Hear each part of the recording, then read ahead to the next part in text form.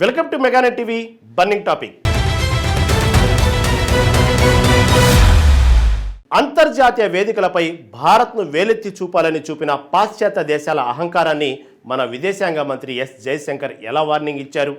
Russia చమురు కొనుగోళ్లపై మళ్లీ విషం చిమ్మిన యూరోప్ నోళ్లు ఎందుకు మూతపడ్డాయి? అసలు భారత్ శత్రు దేశాలకు ఆయుధాలు విక్రయించిన హిస్టరీ ఎవరిది? మన సైనికులు అమాయక పౌరులు ప్రాణాలు పోవడానికి కారణమెవరు? 140 కోట్ల భారతీయుల పవర్ ఏంటో చూపిస్తూ వెస్ట్రన్ దేశాల ద్వంద్వ వైఖరిని జయశంకర్ ఎలా ఎండగట్టారు? అమెరికా రాయబారి ఎరిక్ గార్సెట్టి చేసిన ఆ ఒక్క సంచలన ప్రకటనతో సీన్ ఎలా రివర్స్ అయింది? ప్రపంచం తనది కాదు, తన సమస్యే ప్రపంచ సమస్య అనుకునే దేశాలకు భారత్ ఇచ్చిన గట్టి వార్నింగ్ ఏంటి? జియో పాలిటిక్స్ను షేక్ చేసిన జయశంకర్ నవభారత గర్జన వెనుక ఉన్న అసలు కథ ఏంటో తెలుసుకోవాలంటే లెట్స్ వాచ్.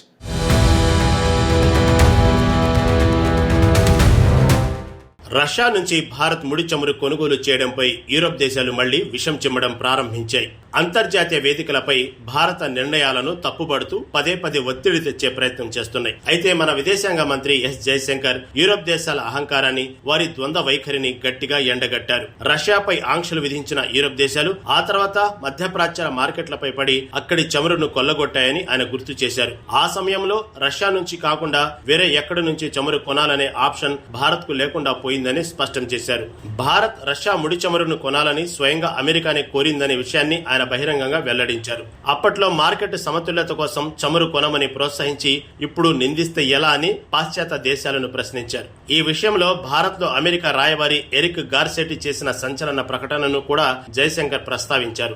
భారత్ రష్యా చమురు కొనడం వల్లే అంతర్జాతీయంగా ఇంధన సంక్షోభం రాలేదని అమెరికా రాయబారి స్వయంగా వివరణ ఇచ్చారు. గ్లోబల్ పాలిటిక్స్ కంటే 140 కోట్ల భారత ప్రజల ఇంధన అవసరాలు, జాతీయ ప్రయోజనాలే తమకు ముఖ్యమని జయశంకర్ తేల్చి చెప్పారు. యూరోప్ దేశాల్లో పర్యటించిన ప్రతిసారి ఇదే ప్రశ్న ఎదురవుతుందని, అందుకే సమాధానంతో పాటు బలమైన ఎదురు ప్రశ్నలు వేస్తున్నామని ఆయన స్పష్టం చేశారు.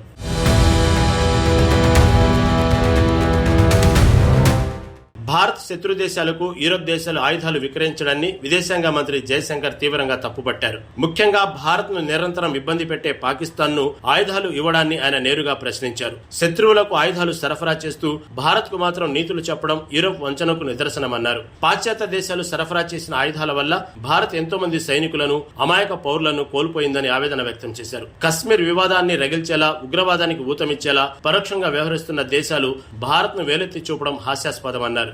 చరిత్రలో ఎప్పుడైనా భారత ఆయుధం యూరోప్ దేశాలపై దాడి చేసిందా అంటూ ఆయన నిలదీశారు. యూరోప్ భద్రతకు భారత్ ఎన్నడూ ఎలాంటి ముప్పు తీసుకురాలేదని విదేశాంగ మంత్రి క్లారిటీ ఇచ్చారు. తమ సొంత ప్రయోజనాల కోసం ఇతర దేశాలతో అశాంతిని రేపే అలవాటు వెస్ట్రన్ దేశాలకు ఉందని మండిపడ్డారు. ఇప్పటికైనా భారతదేశ సార్వభౌమత్వాన్ని గౌరవించడం నేర్చుకోవాలని గట్టిగా హెచ్చరించారు. ఇకపై భారత్ ను వేలెత్తి చూపించడం మానుకోవాలని, తమ సొంత తప్పులను సరిదిద్దుకోవాలని హితవు పలికారు.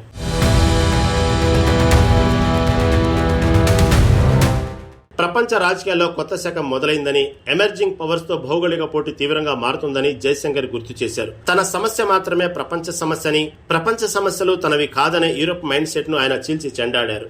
ఈ పాతకాలపు అహంకారపూరిత ధోరణి ఇకపై సాగదని వెస్ట్రన్ దేశాలకు గట్టిగా బుద్ధి చెప్పారు. అంతర్జాతీయ వేదికలపై భారత్ ఎదుగుతుంటే జీర్ణించుకోలేక ఇటువంటి విమర్శలు చేస్తున్నారని మండిపడ్డారు. వెస్ట్రన్ దేశాల అహంకారాన్ని ప్రపంచవ్యాప్తంగా ఎండగడుతూ భారత్ తనదైన శైలిలో దూసుకుపోతుంది.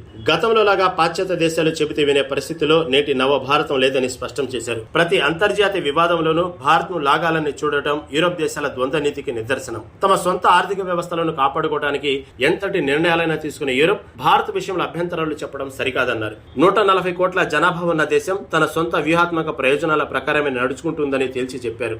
యూరోప్ వర్సెస్ ఇండియా అనే చర్చలో భారతదేశం తన స్వతంత్ర విదేశాంగ విధానాన్ని గర్వంగా చాటుకుంది. రష్యా ముడి చమురు కొనుగోళ్లపై యూరోప్ దేశాలు చేస్తున్న దుష్ప్రచారానికి కాలం చెల్లిందని జయశంకర్ నిరూపించారు.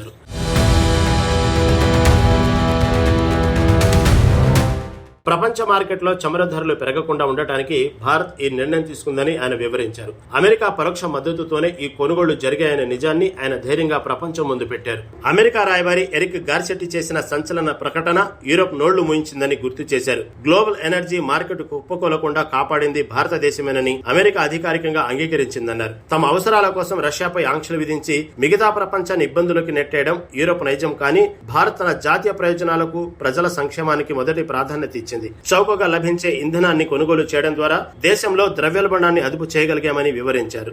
సంక్షోభ సమయాల్లో వేలెత్తి చూపించే దేశాలు కష్టాల్లో ఉన్నప్పుడు ఆదుకోవడానికి ముందుకు రావని విమర్శించారు. అందుకే విమర్శలను పక్కన పెట్టి దేశ ప్రయోజనాల కోసమే భారత్ నిలబడుతుందని జయశంకర్ చాటి చెప్పారు.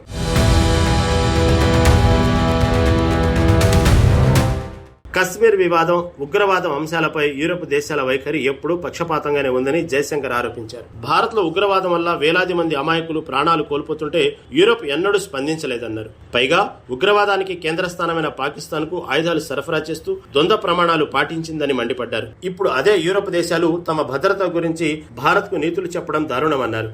భారతదేశ సరిహద్దుల్లో శాంతిని దెబ్బతీసే శక్తులకు పరోక్షంగా మద్దతు ఇస్తున్నది వెస్టర్న్ దేశాలేనని ధ్వజమెత్తారు. భారత సైనికుల ప్రాణాల కంటే యూరోప్ ప్రయోజనాలు ఎక్కువ కావని ఆయన స్పష్టం చేశారు. అంతర్జాతీయ వేదికలపై కశ్మీర్ అంశాన్ని రగిల్చే ప్రయత్నాలకు భారత్ సమర్థవంతంగా తిప్పికొట్టింది. కొత్త భౌగోళిక రాజకీయ పోటీలో భారత్ ఎవరికి లొంగిపోయే ప్రసక్తి లేదని తేల్చి చెప్పారు. శత్రువులకు ఆయుధాలు విక్రయించే దేశాలకు భారత్ తరపున గట్టి హెచ్చరికలు జారీ చేశారు. ఇప్పటికైనా పాశ్చాత్య దేశాలు తమ అహంకారాన్ని వీడి వాస్తవాలను గ్రహించాలని జయశంకర్ పిలుపునిచ్చారు.